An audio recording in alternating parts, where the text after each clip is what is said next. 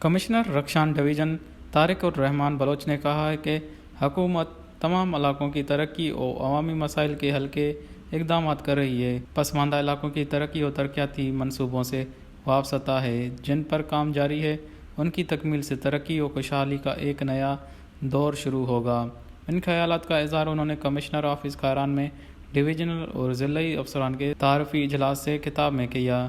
اجلاس میں additional commissioner, deputy commissioner کھاران، ایک CN-B&R کھاران سمیت دیگر افسران نے شرکت کی۔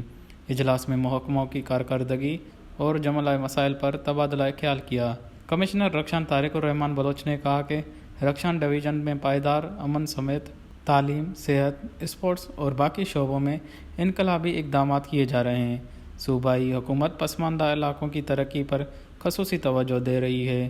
رخشان ڈویژن میں ترقیاتی منصوبوں کی بروقت تکمیل اولین ترجیح ہے۔ ترقیاتی منصوبوں سے علاقوں کی ترقی وابستہ ہے۔ منصوبوں کے معیار پر کوئی سمجھوتہ نہیں کیا جائے گا۔ انہوں نے کہا کہ وزیر اعلیٰ بلوچستان اور چیف سیکریٹری کی عوامی مسائل و مشکلات کو بروقت حل کرنے سے متعلق واضح ہدایت ہے۔ افسران علاقے کی ترقی اور عوامی مسائل کے حل میں کردار ادا کریں۔ کمشنر نے کہا کہ پورے ڈویژن میں محکموں اور افسران کی کارکردگی کا باقاعدگی سے جائزہ لیا جائے گا۔ تمام افسران ایک ٹیم کی صورت میں مکمل محنت اور لگن سے کام کریں گے تاکہ لوگوں کو تمام بنیادی سہولیات کی فراہمی سمیت ترقی و خوشحالی دے سکیں۔